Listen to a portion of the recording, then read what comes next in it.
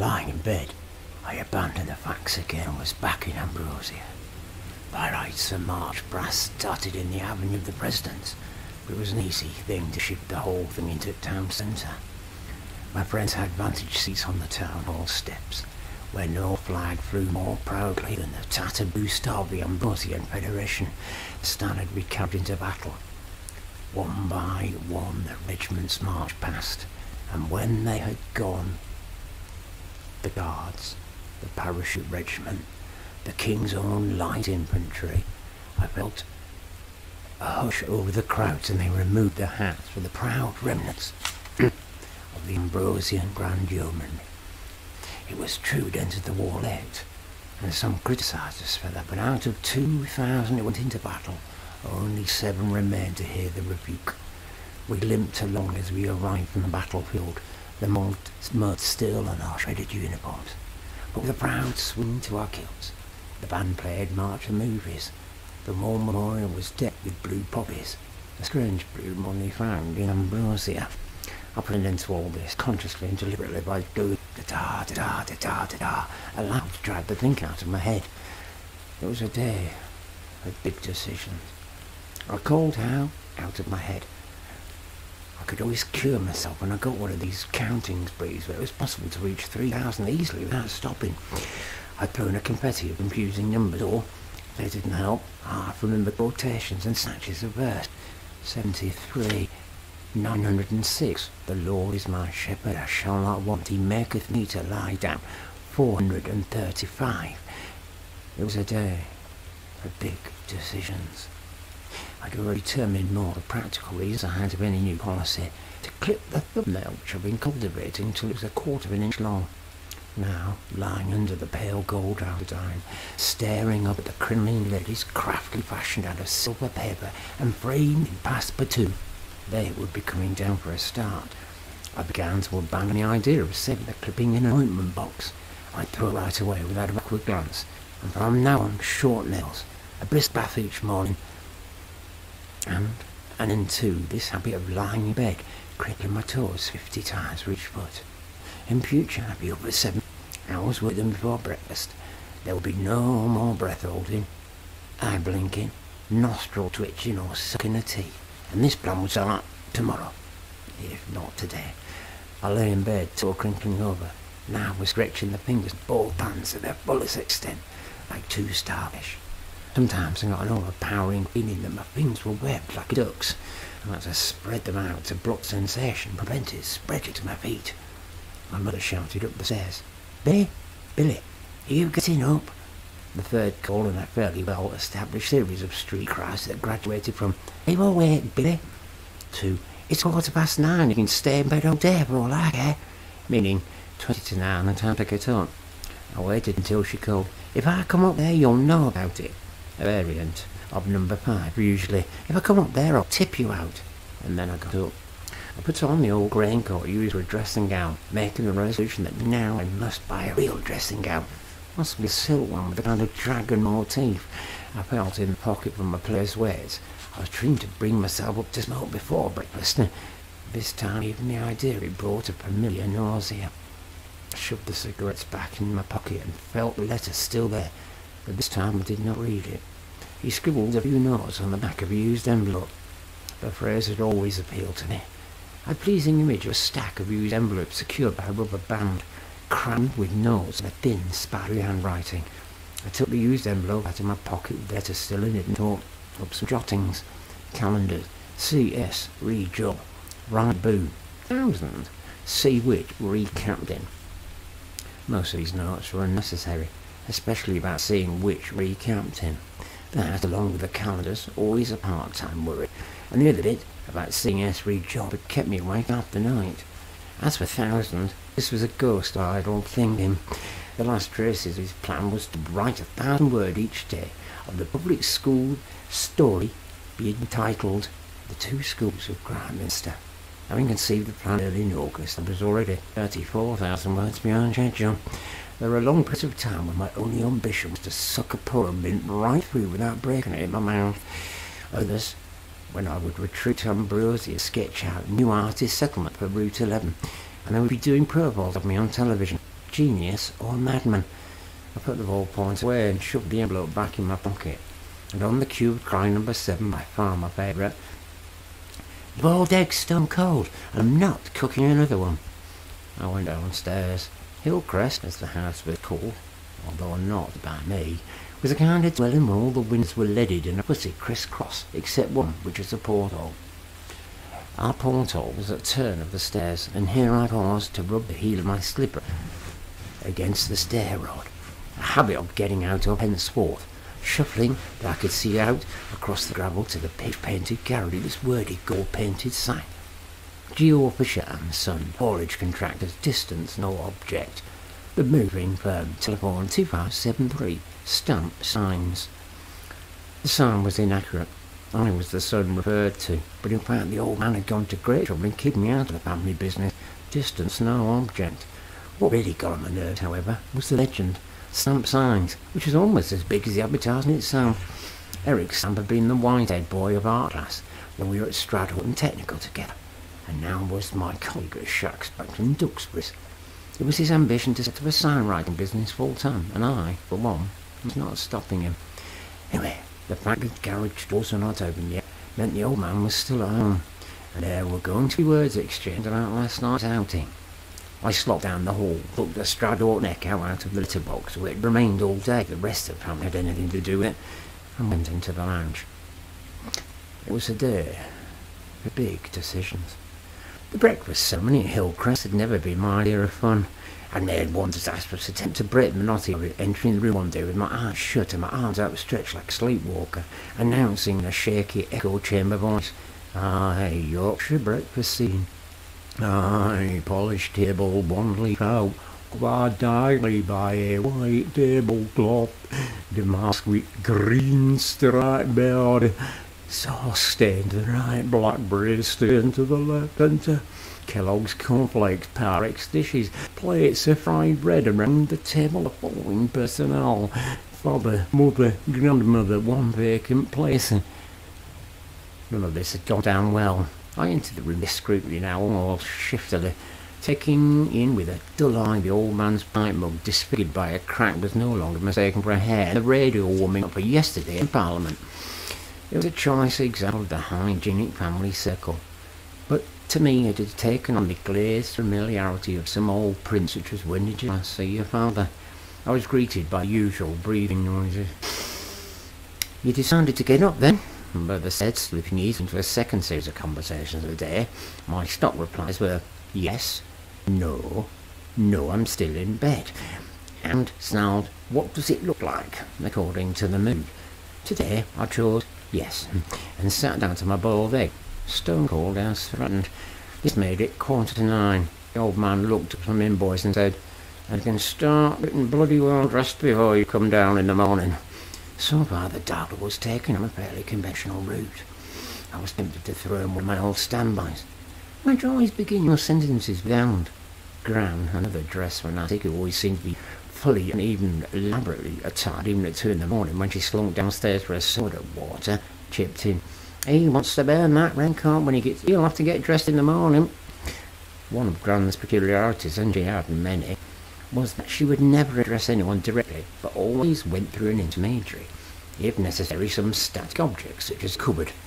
Doing the usual decoding, I gathered that she was addressing my mother, and that he who should burn the raincoat was the old man, and he who would have to get dressed in the morning was me. I began, that he who should burn the raincoat, but the old man interrupted. "And what bloody time did you get in last night, if we call it last night, this bloody morning, like?" I sliced the top of my boiled egg, which in the centre, favouring tapping the top with a spoon and peeling the bits off, was always calculated to annoy, and said lightly, "I don't know, 11:30, 11:45. The old man said, "More like 1 o'clock, with your 11:30. Well, you can bloody well start coming in of night time. I'm not having you gallivanting around all hours, not at your bloody age." "Who are you having gallivanting around then?" I asked, the wit rising for the day like a pale and watery sun. My mother took over, assuming the clipped metallic voice of a morning interrogation. "What were you doing down Foley Bottoms at 9 o'clock last night?" I said belligerently, "Who said I was down at Foley Bottoms?" Never mind who says or doesn't say, you were there, and it wasn't that barb you were with neither. He wants to make his mind of who he is going with, Gran said. There was a rich field of speculation for me here, since my mother had never even met the witch, the one to whom she referred to by her given name of Barbara, or Rita either, the one involved at the very bottom episode, that is. I wondered how she managed to get on so many facts without actually hiring a detective.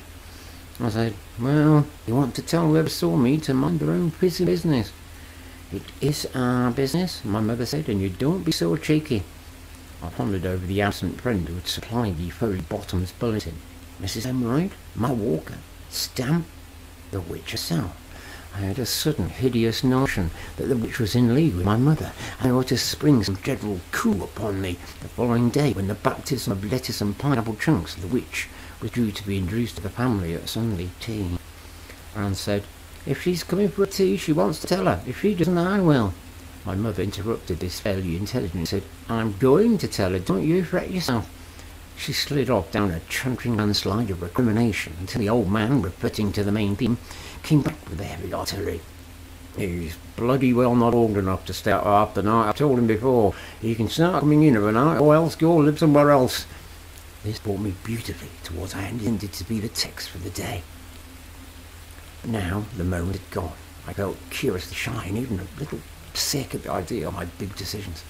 I asked my mother to pour me a grudging cup of tea. I picked up the sugar with the tongs so as to fall into the house rules. I fingered the used envelope in my raincoat pocket. C.S. Read-Up. I cleared my throat and felt again the urge to yawn. It had been with me like a disease for as long as I can remember, and that fall I knew was a disease, and a deadly one at that. The need to yawn took over from all the other considerations. I began to make the familiar channel swimming mouthings, pishing the ball of air in the back of my throat. The family returned to rummaging about among their breakfast plates, and aware that the moment had gone by, I said, I've been offered a job in London. The replies were predictable, so predictable that I'd already written them down, although not on a used envelope, and I meant to present the family with this wryly humorous summing up of their little ways as some kind of tolerant benediction on them after they spoke, which, according to my notes, were as follows. Old man, what bloody job? Mother, what do you mean you've been offered it, Fran? What's he talking about? I thought it was going to be a cartoon now last I heard. Another of Gram's whimsicalities was that she could not, or more likely would not, remember the noun for a person who draws cartoons. She threw me a baleful glare and decided not to bring out the predictions, but to carry on as I planned the night before, or, as the old man would have it, the early hours of the morning, tossing and turning under a pale gold eider down. That job with Danny Boone, I wrote to him. I said, I'd often likened the conversation at Hillcrest to the route of the old number 14 tram. Even when completely new subjects had been discussed, the talk rattled along the familiar track, stopping to load on a festering arguments from the past and coming at the terminus of the old man's wrath. What job with Danny Boone? This line, together with a rhubarb chorus of what's he talking about, Danny Boone, was optional for the whole family, but it was in fact spoken by my mother. The job I was telling you about. What job? You never told me about no job. It was obviously going to be one of those uphill treks. The whole family knew well enough about my ambition, or one of my ambitions, to write scripts for comedy. They knew how Dan Boone, who was not so famous then as he is now, had played a week at the Stratton Empire. They knew because I'd told them 4 times. They had taken him some material, including my figures-led catchline, which Boone now uses all the time. And how you'd liked it. Well, how do you know he'll pay you anything? My mother had said. They knew I'd asked him for a job. Thank God, I thought, as I pushed my bald egg aside with the yolk gone and the white untouched, that they don't ask me who Danny Boone is when he's at home. Why do always he leave the white of his egg? Asked Gran. It's all goodness just thrown down the sink. The remark was so completely irrelevant that even my mother, who was a willing explorer down the back doubles on the conversational map, ignored it. Shouts of "What about your job at Shaftesbury and Duxbury's? Who do you think's going to keep you?" began to trickle through, but I maintained my hysterical calm, wearing my sensitivity like armour. Above everything else, I could hear the querulous tones of Gran going over and over again. What's he on about? What's he on about? What's he on about? What's he on about? I took a deep breath and made it obvious that I was taking a deep breath and said, Look, there's a comedian. The comedian's name is Danny Boone. B-O-O-N. He does not write his own scripts. He gets other people to do it for him. He likes my material. He thinks he can give me regular work. My mother said, "How do you mean he likes your material?" I brought out the heavy sigh, clenched my teeth. "Look, this pepper pot is Danny Boone. This salt cellar is my material. Danny Boone is looking for material. I turned the blue plastic pepper pot on them like a ray gun. He sees my flaming material, so he play me my axe for it. Here, with your bloody language, if you're flaming this and you're flaming that at meal time, you're not in bloody London yet, you know." "Oh, he's gone too far," Grandma said complacently. I went through my teeth, but crying out loud. I slipped back a couple of notches into the family dialect, said, "Look, do you want to know or don't you? Because if you do, I'll tell you, and if you don't, I won't." They sat with pursed lips, my mother heaving at the bosom, and the old man scowling over the bills and the woodbine ash filling up in his eggshell. The radio took over the silence and filled it for a moment with some droning voice. "Try again," I said. I took another deep breath, which developed into a yawning fit. "Just eat your breakfast and don't have so much off," my mother said. "Else get your mucky self washed and stop always yawning at meal times. You don't get enough sleep, that's what's wrong with you." "Oh, and get to bloody work," the old man said. I pushed back the polished chair whose machine-turned legs I'd once had so much to say, and went into the kitchen. It was 5 minutes past 9. I leaned against the sink in an angry torpor, bombing and blasting each one to hell. I lit a stealthy player's weight and thought of the steel-bright autumn day in front of me. I began to feel better. I breathed heavily again, this time slowly and luxuriously. I began to grope through the coils of fuse wire in the kitchen drawer of an old man's electric razor. I switched on, waited for a 10-second for the bellowed autumn lounge to put that thing away and buy one of your own, and then began my thinking. I was spending a good part of my time, more as each day passed, on this thinking business. Sometimes I could squander a whole morning on it, and very often the whole evening, and a fair slice of the night-time hours too. I had two kinds of thinking. 3, if ordinary thoughts are counted. I had names for them.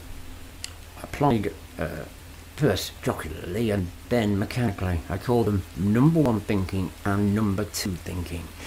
Number 1 thinking was voluntary, but number 2 thinking was not. It concerned itself with obsessional speculations about the scope and nature of disease, such as persistent yawn that was probably symptomatic of sarcoma of the jaw, the probable consequences of actual misdemeanours, and the solutions to desperate problems such as what would one do? What would one actually do in case of having a flower jammed in one's ear by mischievous boys? The way out of all this was to lull myself into number 1 thinking about taking a past excursion to Ambrosia, indulging in hypothetical conversation with Bertrand Russell, fusing and magnifying the ordinary thoughts of the day so that I was a famous comedian in the Ambrosia State Opera, the only stage personality ever to reach the rank of president. Propped up against the gas stove, buzzing with the old man's razor, I began to do some number 1 thinking on the subject of the family.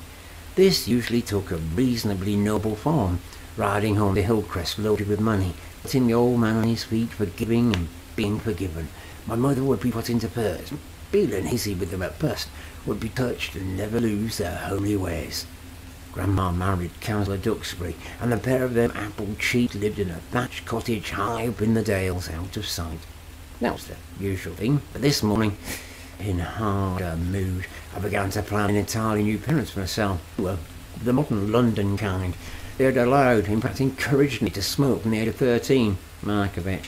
And when I came home, drunk, my number 1 mother would look up from her solitaire and groan, "Oh God, how dreary. Billy's pissed again."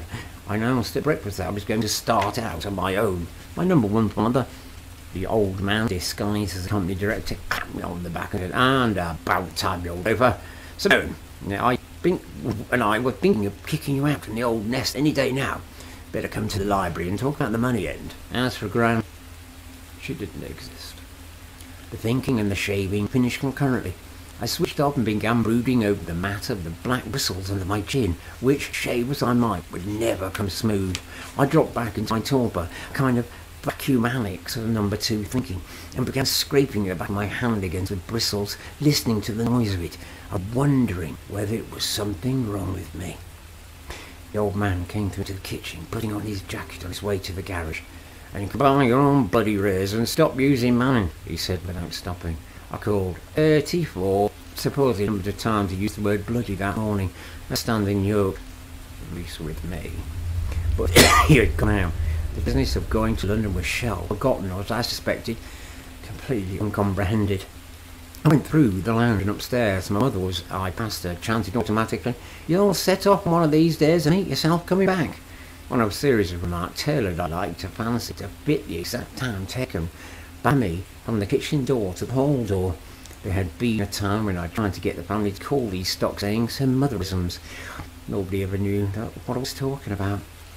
Spilling myself in the bathroom, I found the business of the bristles of my chin leading, as I've known it would, to a definite spasm of number two thinking.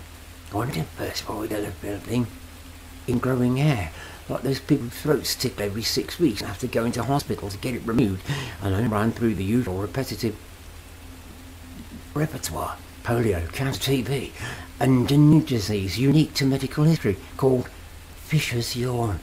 Nowadays, these attacks, occurring more or less whenever I had a spare minute, usually culminated at the point where I began to wonder what would happen if I were taken to hospital, died even, and they found out about the calendars. My mother shouted up the stairs, "You'll never get into town at this rate, never mind London. It's after 9:30. By now, my calendar theme had hit me in its grip, and I staggered into my bedroom, gasping and clawing for breath, doing some deep-level number two thinking on the subject. It was now September. The calendars had been given to me to post about 2 weeks before Christmas of the previous year. This meant this particular problem had been on the agenda for over 9 months, or as I sometimes worked out, 6,528 hours. The calendars were stiff cardboard efforts measuring 10 inches by 8, each bearing a picture of a cat looking at a dog, the legend, Rivals, and overprinted in smudgy olive type, Shadrach and Duxbury. Funeral furnishers, taste, then a little star, tact, another little star, economy. They were prestige jobs for Shadrach's contacts, people like the directors of the crematorium, and parsons who might ring up with a few tip-offs for good customers like Alderman Borough's Old People's Home, with whom Shadrach and Duxbury had a standing account. I had admitted to post them in order to get at the postage money, which I'd kept for myself. I'd hidden the calendars in the stockroom in the office basement for a while, and then, tired of the hideous wheel of number two thinking where Shadrach lifted the coffin lid and found them, had gradually transferred them to a new home. I had a few already destroyed, taking them out of the house one by one at night and tearing them to shreds and dropping them in a paper trail over Stradort Moor, and sweating over an image of the police picking them up and piecing them together. I got rid of 14 this way. The rest were in a tin trunk under my bed. There were 211 of them.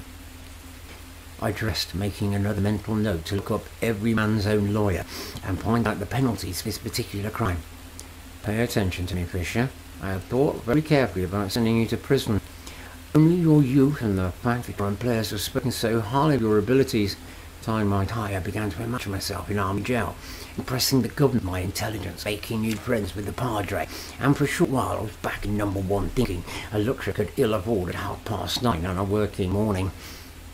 "Billy, if you're not out of this house in 5 minutes, I shall push you out." I put on my jacket and pulled the old Japan trunk from under the bed. The piece of stamp edging was still in place across the lid, a long while ago when it contained no more than a scribbled postcard from Liz and a few saccharine notes from the witch. I had started to call this trunk my guilt chest. Any grain of facetiousness there had been in this description had long since disappeared. I lifted it gingerly, jolted and disturbed as usual by the vast numbers of calendars that seemed to be stacked dozens deep in their thick brown envelopes, addressed in my own broad handwriting: Dr. H. Rich, P.W. Horniman, Esquire, J.P., Reverend D.L.P. Tack, the Warden of Stradorn Work People's Hostel, besides the calendars nestling in their own dark hollow of the gilt chest, with the love letters, the bills the old man had given me to post, the aphrodisiac tablets that Stamp had got for me, the cellophane leggy copy of Ritzy stories, and the letter my mother had once written to Housewife's Choice. I could picture her sitting down with the Stevens ink bottle and Basil and Bond. I could never explain to myself why I had not posted the letter, or why I had opened it under the cover of the gilt chest lid. Dear Sir, just a few lines to let you know how much I enjoy Housewife's Choice every day. I always listen no matter what I'm doing.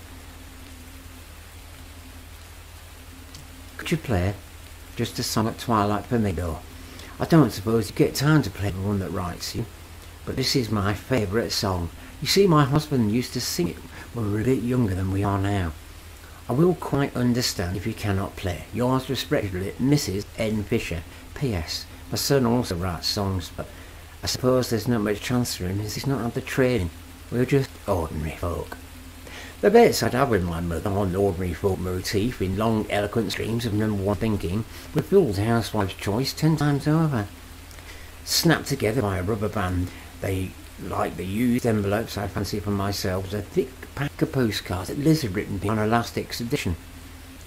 There are matter-of-fact little notes, full of tediously interesting details about the things she had seen in Leicester, Welwyn Garden City, and other places where whatever urge possessing her had taken her. But at least they were literate. I felt mildly peculiar to be treasuring love letters for their grammar, but there was nothing else we'd treasure them for. Sometimes I could think about Liz, think properly, on the ordinary plane, for a full minute, before we were both whisked off to Ambrosia, myself facing Travers' edition, the kind of white-faced Eva Peron in the crowd. I took one of the calendars out of the gilt chest and stuffed it under my pullover. If I was going to go to London a week, it meant I had 168 hours to dispose of 211 calendars. Say for safety, 2 calendars allowed between now and next Saturday.